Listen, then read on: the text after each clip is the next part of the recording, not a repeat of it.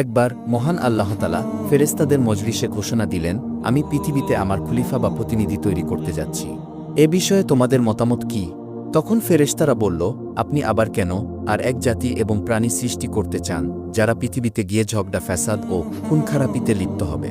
তার চেয়ে আমরাই তো আপনার গুণকীর্তন ও পবিত্রতা বর্ণনায় দিনরাত ব্যস্ত থাকি, এটি কি উত্তম নয়? আল্লাহ তাআলা উত্তরে বললেন, আমি যা জানি তোমরা তা জানো না। এরপরে আল্লাহ তাআলা হজরত জিবরাইল আলাইহিস সালামকে পৃথিবী থেকে এক মুষ্টি মাটি আনার জন্য হুকুম দিলেন। আল্লাহর হুকুম মোতাবেক হজরত জিবরাইল আলাইহিস সালাম পৃথিবীতে এসে যখন মাটি তুললেন, তখন মাটি চিৎকার দিয়ে জিজ্ঞেস করল, হে জিবরাইল, তুমি আমাকে কোথায় নিয়ে যাচ্ছ? তখন জিবরাইল আলাইহিস সালাম বললেন, তোমাকে আল্লাহ তাআলার আদেশে বেহেশতে নিয়ে যাচ্ছি। সেখানে তোমার দ্বারা আল্লাহ তাআলা এক নতুন মাখলুক সৃষ্টি করবেন। তখন মাটি বলল, তুমি আমাকে নিও না, আমাকে রেখে দাও। কারণ যে জাতিকে আল্লাহ সৃষ্টি করবেন তারা আবার নাফরমানি করে আল্লাহ তাআলার শাস্তি ভোগ করবে। আমি তাদের শরীরে থাকলে সে আযাব ভোগ করতে পারব না। অতএব তুমি এ বিষয়ে আল্লাহ তাআলার নিকট আমার পক্ষ থেকে ক্ষমা প্রার্থনা করো। অতঃপর হজরত জিবরাইল আলাইহিস সালাম মাটির কথা শুনে খালি হাতে আল্লাহর দরবারে ফিরে গেলেন এবং আল্লাহর নিকট মাটির আবেদনের কথা বললেন। তখন আল্লাহ তাআলা হজরত মিকাইল আলাইহিস সালামকে পৃথিবীতে প্রেরণ করেন এবং তিনিও মাটির কাকুতি মিনতির কারণে খালি হাতে আল্লাহর দরবারে ফিরে গেলেন। এভাবে ইসরাফিল আলাইহিস সালাম ও ফিরে গেলেন। সর্বশেষ হজরত আজরাইল আলাইহিস সালামকে পৃথিবীতে প্রেরণ করা হয় এক মুঠো মাটি আনার জন্য। তখন মাটি বলল, তুমি আমাকে নিও না, আমাকে রেখে দাও। কারণ যে জাতিকে আল্লাহ সৃষ্টি করবেন তারা আল্লাহর নাফরমানি করে আল্লাহ তাআলার শাস্তি ভোগ করবে। আমি তাদের শরীরে থাকলে সে আযাব আমাকেও ভোগ করতে হবে। অতএব তুমি এ বিষয়ে আল্লাহ তাআলার নিকট আমার পক্ষ থেকে ক্ষমা প্রার্থনা করো। তখন আজরাইল মাটির কথা শুনে বললেন, আমি তোমার কথায় ফেরত যাব না, আল্লাহর আদেশ অবশ্যই পালন করব। তাই তিনি মাটি নিয়ে আল্লাহর দরবারে হাজির হলেন। তখন আল্লাহ তাআলা বললেন, হ্যাঁ, তোমার জন্য এতটুকু শক্তি প্রাণ বাঞ্ছনীয় না হলে তুমি পৃথিবীর সকল প্রাণীর জান কবজ করতে সক্ষম হতে না। যাও, আজ থেকে সকল বনি আদম আলাইহিস সালাম এর জান কবজের ক্ষমতা তোমাকে অর্পণ করলাম। এরপর সেই মাটিটুকু মক্কার নিকটবর্তী এক পাহাড়ের উপর রেখে দিলেন। সেখানে মাটি বৃষ্টিতে ভিজল এবং রোদে শুকিয়ে গেল। এভাবে কয়েক বছর অতিবাহিত হবার পর মাটি হজরত আদম আলাইহিস সালাম এর চেহারার রূপ নিল। তখন আল্লাহ তাআলা আদম আলাইহিস সালামের শরীরটাকে বেহেশতে নিয়ে গেলেন এবং সেখানে দীর্ঘদিন রূহবিহীন অবস্থায় পড়ে থাকে। এর মধ্যে ফেরেশতারা এসে মূর্তিরূপী আদম আলাইহিস সালামকে দেখে যেত।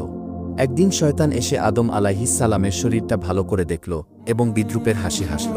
পরে তার নাক দিয়ে প্রবেশ করে এবং পেটের মধ্যে দিয়ে সব নাড়ি নক্ষত্র তদারক করে আসলো। পরক্ষণে ঘৃণা ভরে থুতু নিক্ষেপ করল।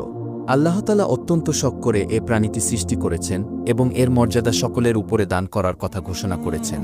তাতে শয়তান খুব ঈর্ষান্বিত এবং মনে মনে আদম আলাইহিস সালাম এর প্রতি যথেষ্ট হিংসা পোষণ করতে থাকে। এমনকি ফেরেশতাদের নিকট কথা প্রসঙ্গে বলেছে যে আল্লাহ তাআলা বনি আদম আলাইহিস সালামকে পৃথিবীতে প্রেরণ করার পরে উপযুক্ত প্রতিদান পাবেন। এদের অধিকাংশ মানুষ তার সঙ্গে বেঈমানি করবে এবং তার প্রতি বিদ্রোহ ঘোষণা করবে।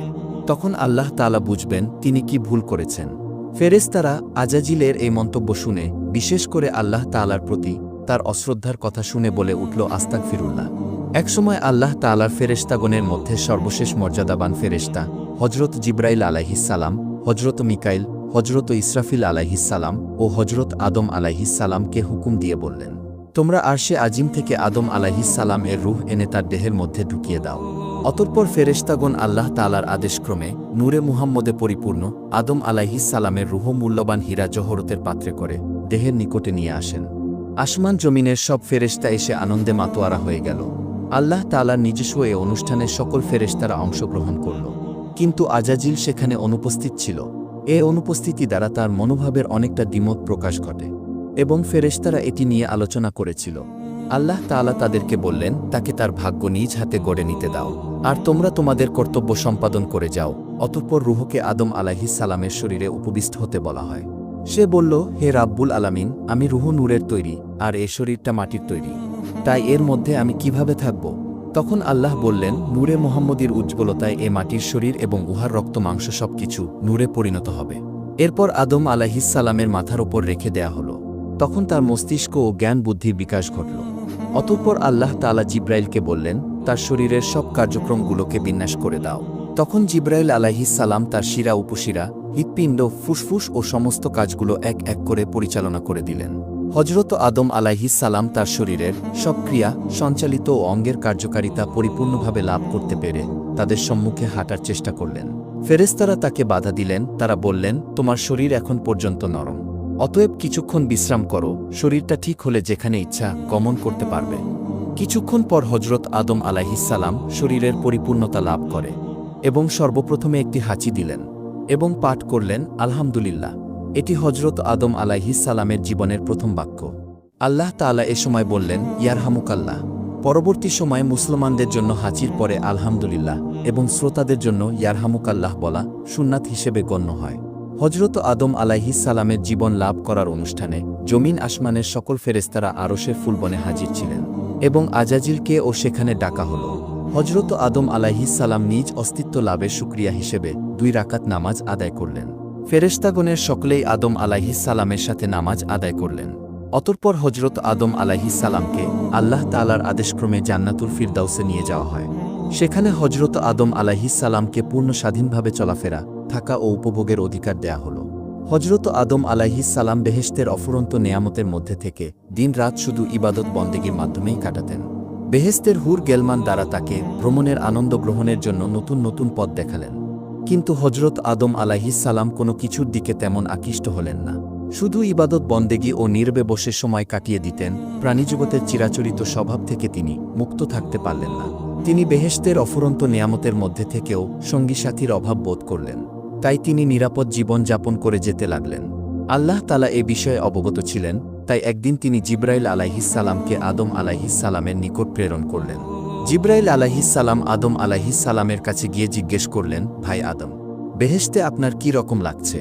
উত্তরে আদম আলাইহিসসালাম বললেন, সবই ভালো লাগে। চতুর্দিকে তৃপ্তিকর পরিবেশ এবং হুর গেলমান এর পরিচর্যা প্রশংসাযোগ্য। তবু প্রাণে যেন কিসের এক অভাব অনুভব করছি, যা আমি আপনাকে বুঝিয়ে বলতে পারব না। আপনি আল্লাহ তাআলার নিকট থেকে জেনে নিবেন এটা কিসের অভাব অনুভব করছি। তখন জিবরাইল আলাইহিসসালাম বললেন, হ্যাঁ, আমি আপনার এ অভাবের খবর জানি। আল্লাহ তাআলা আমাকে এ অভাব পূরণ করে দিবার পদ্ধতি বলে দিয়েছেন। আমি শীঘ্রই সে ব্যবস্থা গ্রহণ করছি। এ বলে জিবরাইল সেদিনের মতো চলে গেলেন।